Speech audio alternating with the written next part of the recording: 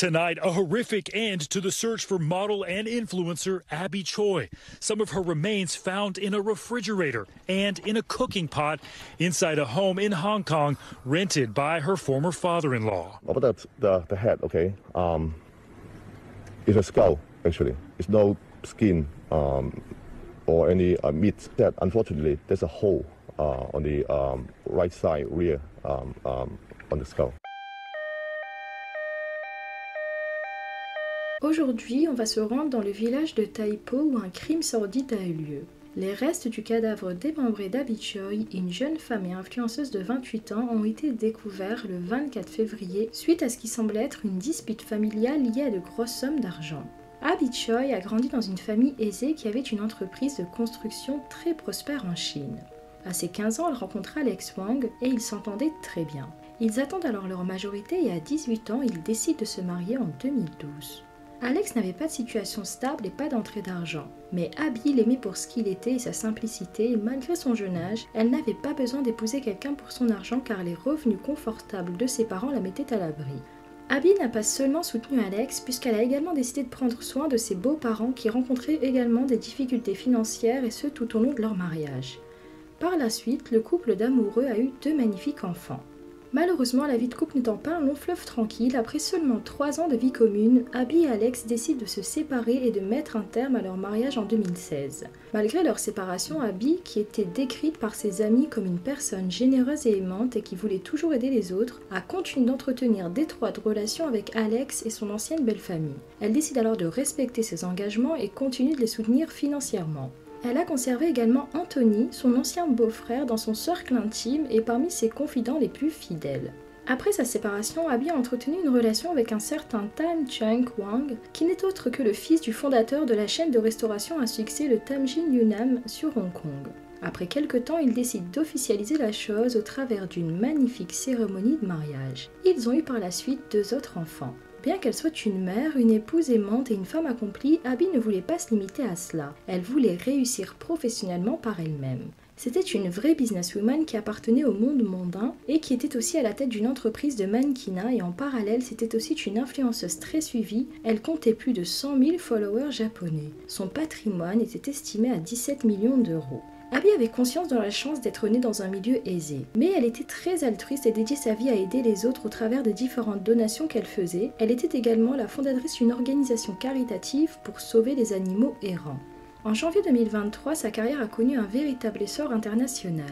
Elle était sous la couverture d'un magazine numérique de luxe, de mode et lifestyle réputé, nommé l'Officiel Monaco. En parcourant le magazine, Abby est décrite comme une icône de la mode asiatique qui a pris d'assaut le monde de la mode au travers sa créativité, son sens de la mode et sa passion pour ce milieu. Elle avait cette capacité à associer différentes pièces de luxe en totale harmonie. Dans ce magazine, elle dira d'elle « Je suis une personne qui est en recherche perpétuelle d'inspiration et qui essaie toujours de nouveaux styles. Parfois, j'essaie aussi de m'habiller de manière plus extravagante en mélangeant et en combinant différents looks. » Abby avait une reconnaissance internationale et avait été aperçue chez Dior, Vogue, Louis Vuitton.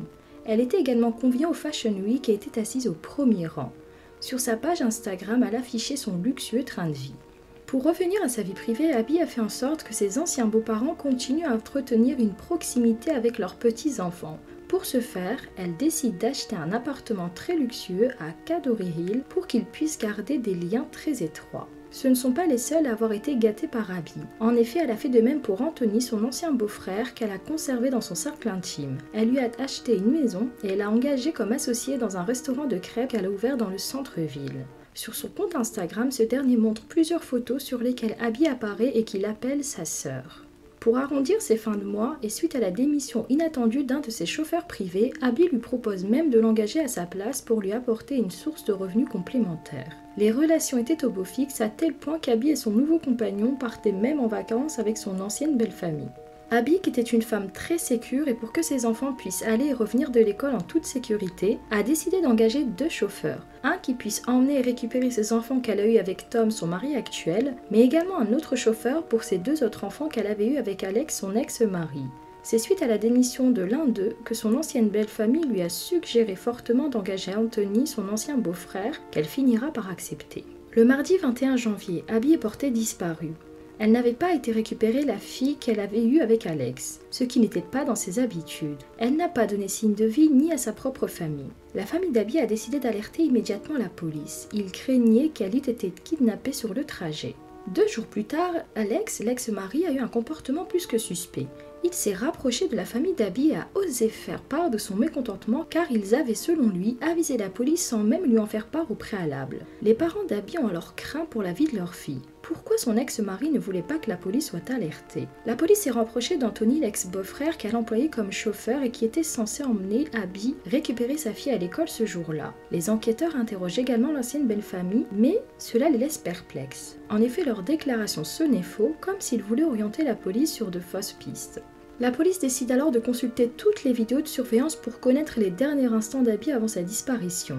Ils découvrent qu'Anthony a bien récupéré Abby dans un 4x4 Toyota blanc ce jour-là afin qu'elle aille récupérer sa fille à l'école. On se rend compte qu'avant d'entrer dans un tunnel, Anthony s'est arrêté sur le bas-côté et qu'Alex, l'ex-mari, les a rejoints dans le véhicule. En suivant leur trajet, la police constate que le véhicule ne se rend pas à l'école comme prévu mais se dirige vers une maison se trouvant dans le village de Tai Po à Hong Kong et qui avait été louée par l'ex-beau-père d'Abby. Ils y arrivent vers 15 h.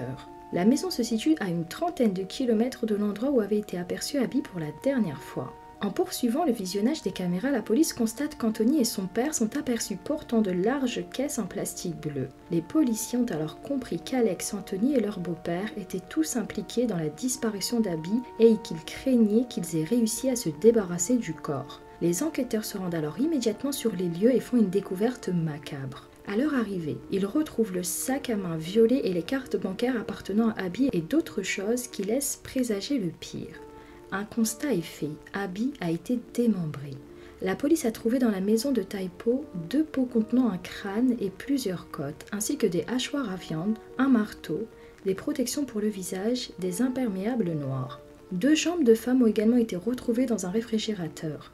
Les analyses ADN ont confirmé qu'il s'agissait bien du mannequin disparu dont le torse et les mains sont toujours introuvables. Ces derniers morceaux pourraient avoir été jetés dans une décharge. La police a en effet vu sur les images de vidéosurveillance une personne déposant des sacs pouvant contenir des restes humains, mais également des vêtements ou encore un téléphone portable. 100 policiers auront été déployés ainsi que des plongeurs, des drones, des chiens, mais les fouilles n'ont toutefois rien donné pour le moment. Anthony et ses parents ont immédiatement été arrêtés, les policiers se lancent ensuite à la recherche d'Alex, l'ex-mari. Le beau-frère et le beau-père d'Abby ont été poursuivis pour meurtre alors que la belle-mère a été poursuivie pour entrave à l'enquête suite aux fausses déclarations qu'elle a tenues durant le premier interrogatoire. Alex a été arrêté peu de temps après sur un quai alors qu'il tentait de fuir en bateau. Il portait sur lui 65 000 $ en liquide et des montres de luxe. Durant son arrestation, Alex a insisté pour être emmené à l'hôpital. Il a ensuite été accusé pour le meurtre d'Abby. En analysant les pots de 50 cm de profondeur retrouvés dans la cuisine de la scène de crime, la police découvre que la tête d'Abby avait été cuite avec des légumes comme des carottes et des radis verts. Un trou a été retrouvé à l'arrière du crâne d'Abby, ce qui démontre qu'elle a été attaquée à l'arrière de la voiture et qu'elle est arrivée inconsciente dans la maison louée par son beau-père. Elle aurait ensuite été tuée et démembrée par sa belle famille. Ce crime semble être prémédité car cette maison avait été louée vide des semaines avant le meurtre. Concernant le mobile de ce crime, il semblerait que les relations entre Abby et son ancienne belle-famille se seraient tendues il y a 1 an après qu'elle aurait annoncé avoir l'intention de vendre le fameux appartement de Cadbury Hill. Bien que payé par la jeune femme, ce bien immobilier aurait été acheté au nom du père d'Alex Wang afin de lui éviter certains impôts. La demeure a été achetée en juillet 2019 pour près de 8 millions € et avait été finie d'être payée en octobre dernier. Bien qu'Abby Choi ait promis de trouver au Wong une nouvelle maison, le père d'Alex Wong n'aurait pas bien pris cette annonce. Abby aurait alors consulté un avocat qui lui aurait affirmé que si elle détenait la preuve qu'elle avait bien payé cet appartement, elle percevrait l'argent de la vente. C'est à partir de là que les Wong auraient commencé à planifier leur plan macabre. La maison de village où la victime a été retrouvée venait à peine d'être louée et n'était pas aménagée, laissant penser qu'elle n'avait pour but que de servir de lieu pour la démembrer. En plus de la famille Wong, le mardi 7 mars, il y a eu l'arrestation d'une 7e personne soupçonnée dans cette affaire. La femme arrêtée, masseuse de profession et qui était la maîtresse d'Alex, est soupçonnée d'avoir aidé à louer un bateau pour permettre à l'ex-mari de la victime de fuir la ville. Elle devrait être poursuivie pour complicité. Elle a été présentée à un juge et est libérée sous caution depuis. Une autre personne a été interpellée, elle aussi pour complicité, un homme de 41 ans qui a été relâché sous caution également. La famille Wong, quant à elle, doit être présentée à un juge le 8 mai prochain. Tous les 4 se sont vus refuser la liberté sous caution. Abby laisse derrière elle 4 magnifiques enfants.